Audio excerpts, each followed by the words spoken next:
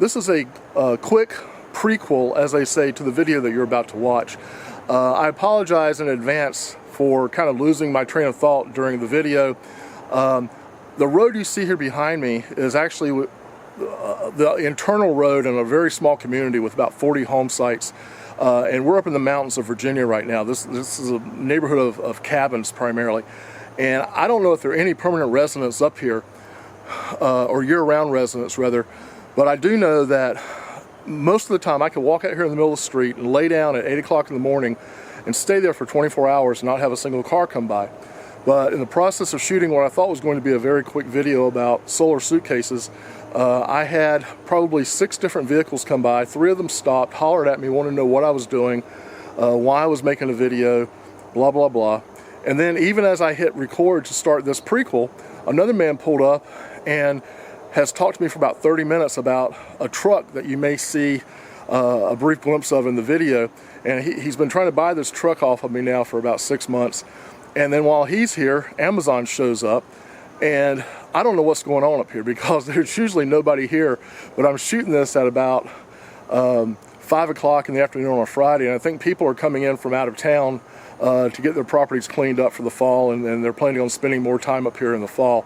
But it's funny, you know, the best laid plans just don't ever work out. You think you're going to be out here for 5 minutes, shoot a quick video about solar suitcases, which doesn't take a lot of explaining to do, and you end up being out here for almost an hour and having multiple issues stop you in your tracks.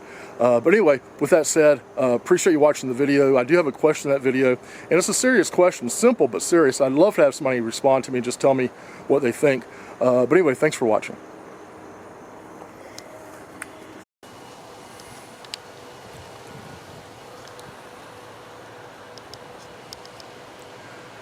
Hey guys, this channel is not about solar equipment, and it's not supposed to be about camping.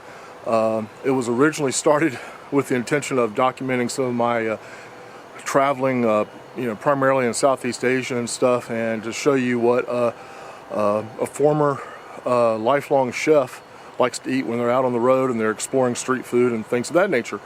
Well, the pandemic kind of changed my plans. Like a lot of people, I kind of got stranded, and so I turned to camping in late 2020 and into 2021, and I got really intrigued with the idea of stealth camping, you know, urban stealth camping. You know, when I'm going from my destination, or when I'm going to a destination, you know, let's say westward, because I'm in North Carolina. If I'm going any distance at all, I have to go west. You know, I'm trying to get to my destination as quickly as possible. I'm not really looking to stop a whole lot and spend, you know, $100, $150 a night to sleep for 4, 5, 6 hours and then start my travel again. So I wanted to convert the vehicle I have here behind me, my Mazda CX-9. I jokingly have called it an urban expeditionary vehicle. But I wanted to convert it to where I could spend, you know, a few hours in there sleeping on an extended road trip. And so we're not going to go into the vehicle here, but what we are going to do is go into my solar setup, which I have now jumped into pretty heavily with both feet, as they say, over the last year and a half, because I'm doing a lot of camping in rural areas. And I like my comfort. Let me switch arms here, excuse me. You know, I like my comfort, so I'm going with a pretty good sized tent. And again, being in North Carolina where the summertime temps, you know, are typically over 90 degrees for June, July, and August, and it stays pretty humid all through the summer as well. I like to have an air-conditioned tent, so I needed a solar system that would power a 5,000 BTU air conditioner, as well as my refrigerator and some lights and you know, satellite dish, things of that nature. I'm not glamping. I think of glamping as being, you know, $1 million motorhomes, but I'm taking tent camping to about as far an extreme as you can take it. Not necessarily, you know, because I have a statement to make, but just because I like to be comfortable. And I can go out in the middle of nowhere now, and I'm really only limited by food. I'm sort of like a human above ground submarine, in that I can generate all the power I need. I can have, you know, air conditioning and a refrigerator running. It's just a question of how much food I can take with me. Those are my limiting factors. So again, this video is mostly about solar, and in particular it's about the solar panels I'm using and how I've had them set up.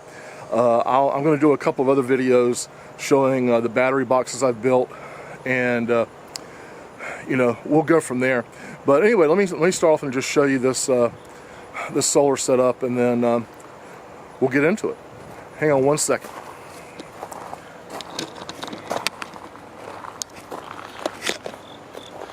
Okay, so here's the CX9 I mentioned, and up top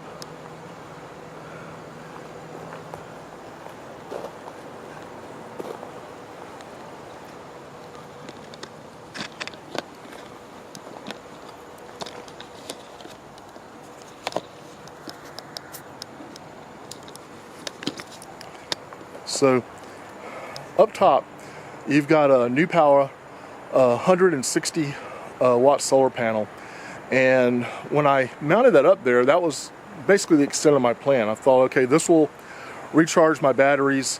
At the time I wasn't using a battery box. I was actually using four 12 volt 30 amp hour batteries mounted underneath the platform I built for the back of the vehicle, and it worked out real well. I like the 30 amp hour batteries because they're only about 3.5 inches thick, and that way I didn't elevate the platform too high, and I still had headroom and whatnot. But I eventually built a bigger system, so I took those batteries out and have repurposed them in a battery box that, again, I'll do a video on that box later because I've had a lot of people ask about it. And well, battery boxes are something I've been thoroughly engrossed with for the past year. I built a bunch of them. But anyway, when I built my bigger battery box, which is a 12 volt 410 amp hour battery box, I needed more charging capacity. The 160 watt panel just wasn't going to get it. So New Powa had the 160 watt panels in a twin pack on sale at the time, and I also had a coupon, and I was able to stack those, and I got a really good deal on 460 watt panels. So I went with 160 watt panels. But one more thing while I'm thinking about it. When I initially thought about this project, I was on New Powa's website, and I had picked the largest 12 volt panel they had at the time. I don't remember if it was 200 or 220 watt panel. Any of the panels would fit between the luggage rails on my CX9. And just as I was about to hit buy, I thought, you know, I've got a sunroof and I've got the hatchback. I should probably go measure. And you know, that's quite an adventure for me, because usually I purchase first and measure later.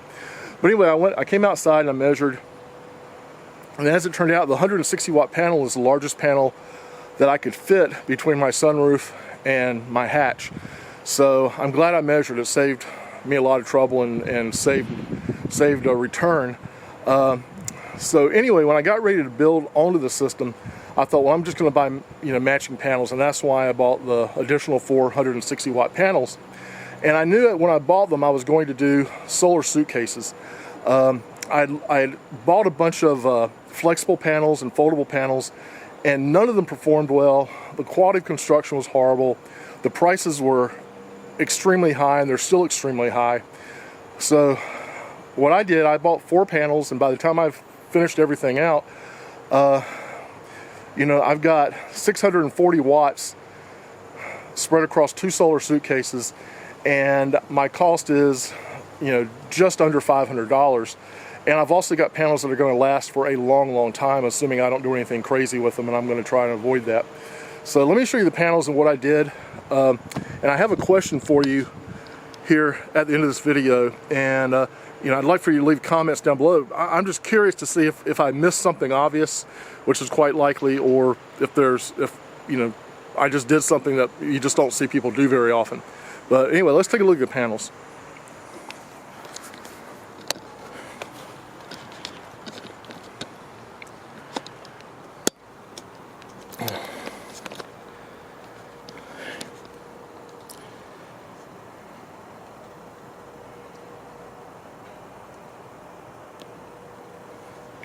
So anyway, here are the panels.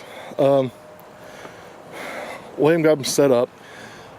Just to try and give you some information to make this video worthwhile, the handles are kayak handles. I had a heck of a time finding them because I didn't know what they were called. I didn't know what they would be used for. But I finally found what I was looking for. These are kayak panels. You get 2 of them for about $10 on Amazon. Of course, everything's on Amazon these days. We'll move it around to the back here. So, as you can see, I used I think they're called piano hinge. It's a stainless steel painted black piano hinge. I had originally planned to paint the frames of these black just because I think those panels look better. I painted the one on the top of my CX-9, but when it came right down to it, I just didn't really want to get involved in painting these, so I didn't. But so I've got the black piano hinge, and both of the panels are, I'm sorry, both of the suitcases are the same. So the thing I've done, and here I originally was going to use a gate clasp, a small gate clasp. I bought 2 of them, and when it came time to actually install them, I couldn't find it anywhere. So I ended up going with just a standard window closure, and it works extremely well.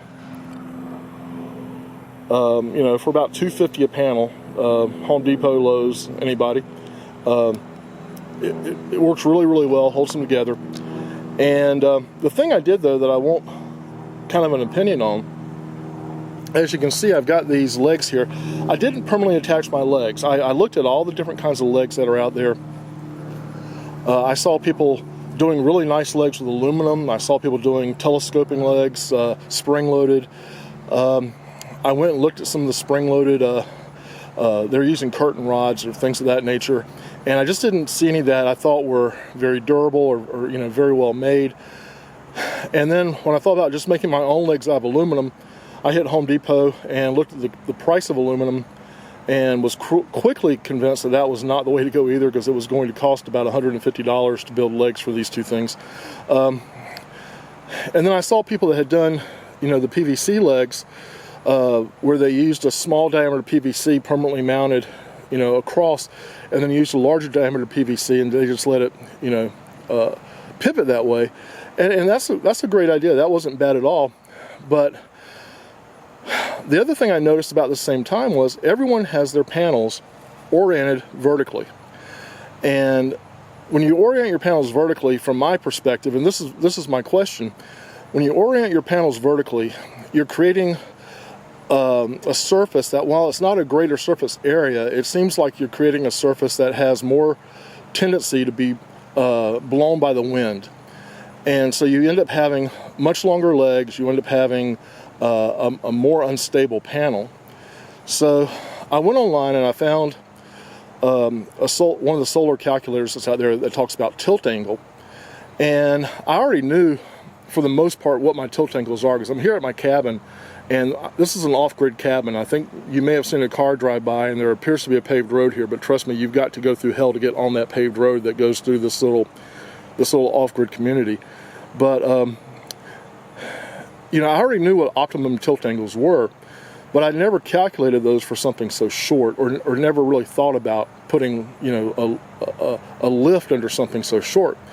Well, in North Carolina, where I'm at, spring, your optimum tilt angle is 15 degrees. Fall and so in North Carolina, where I'm at, in the summertime, your optimum tilt angle is only 15 degrees. A good way to think about that is that's roughly a 312 roof pitch on a house, which you don't even see those built much anymore. In the fall and the spring, your optimum tilt angle is 30 degrees, which is roughly a 612 roof pitch, and you see those quite a bit. 6 and 712 roof pitches are kind of the dominant roof pitches. And then in the wintertime, the optimum tilt angle is 45 degrees, which is a 1212 roof pitch. So I'm just trying to give you something to compare it to that you may see in your own neighborhood.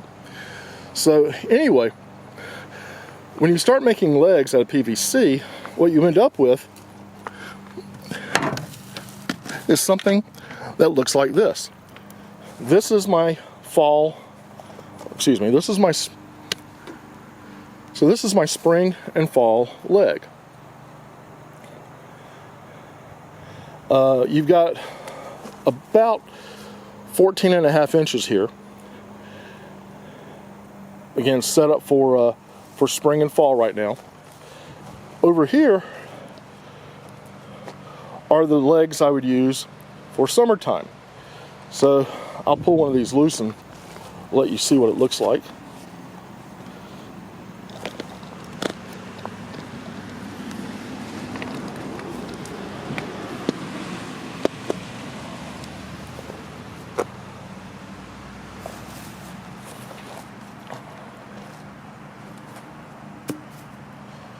So the long one there gives you a total length from foot to foot of about 14.5 inches. And when the smaller ones are put in place, it gives you a total length of about 7.5 inches. I haven't gotten to building any for wintertime yet because I don't do a lot of camping in the wintertime. For engineers out there who really want to geek out on something, you could actually go to the trouble of computing the perfect length for all 365 days out of the year, and then you could go to a machine shop and have them laser cut pieces to, you know, 1/10 of a millimeter, and you could actually walk around with you know, several hundred pieces of these, you know, properly labeled and numbered, or maybe in a nice carrying case, and then you could adjust your tilt angle perfectly for every day of the year. You know, if you're an engineer and if you have no life and you even want to think about things like that. And I say that with great love and affection because I'm a trained engineer, but even I'm not going to go that far. But in any case, you know, you're talking about something here that's very light, very easy to make, very inexpensive.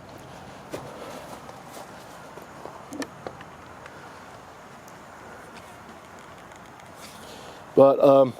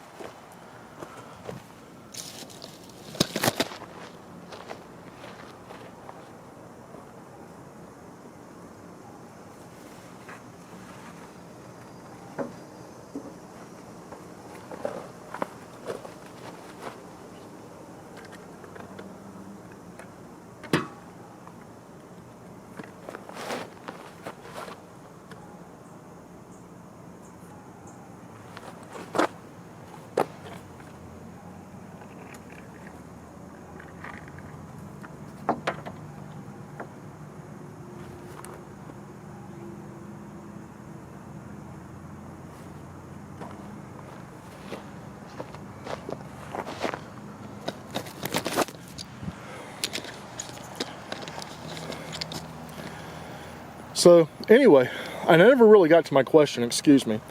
So my question is, this is what it looks like when it's set up. And again, that's for spring and fall as you see it there. You know, we're not dealing with anything that's unstable, it's extremely stable.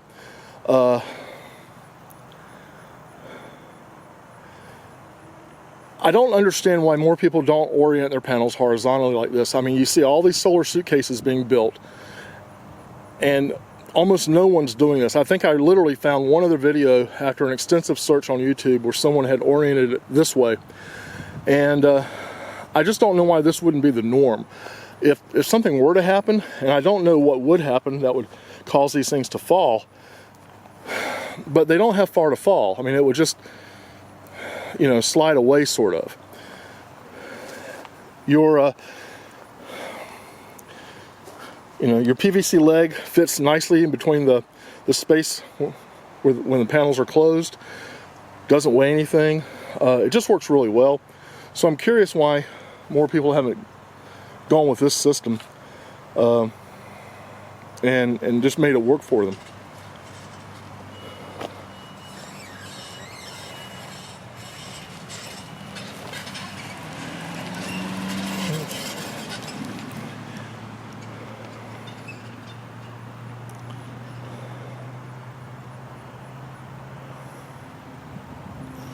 And lastly, one piece of information people might want to know is these things weigh out about 46, 47 pounds a piece.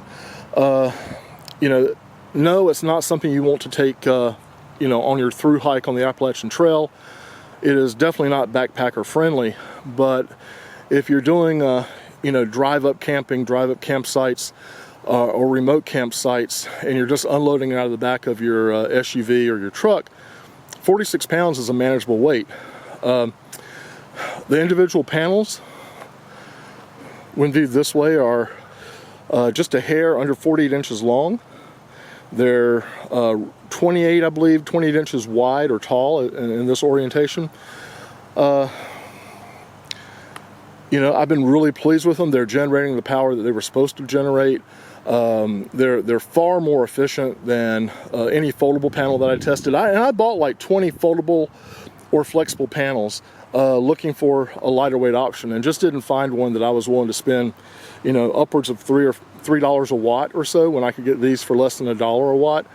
And I also, you know, like I said, these should last a long time. These are far more durable than your portable options.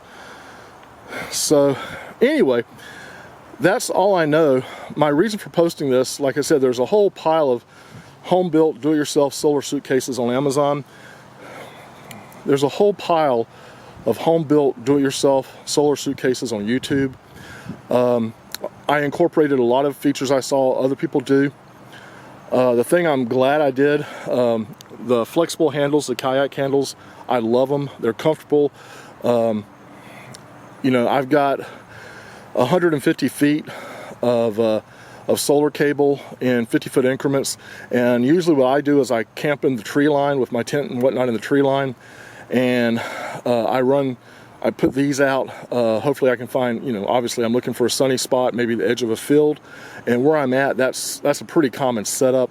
So I can run this out 150 feet and get full power for the course of a day. If I choose to, I can incorporate this in a circuit with the rooftop mounted solar panel, and I can generate 800 watts, which comes in handy when you've got a 410 amp hour battery that you're trying to charge. But anyway, you know, this isn't for everyone. Again, the capacity is big, the size is big, the weight, you know, depending on your perspective, may be big as well. But when you need to generate a lot of power to recharge a battery that you're drawing down with a refrigerator, possibly an air conditioner, lights, Starlink, things of that nature, it's good to be able to recharge the battery. And anyway, that's about it. I'll wrap it up, but I would like for you all to comment and just explain to me if I've missed something entirely in terms of why people aren't orienting panels horizontally.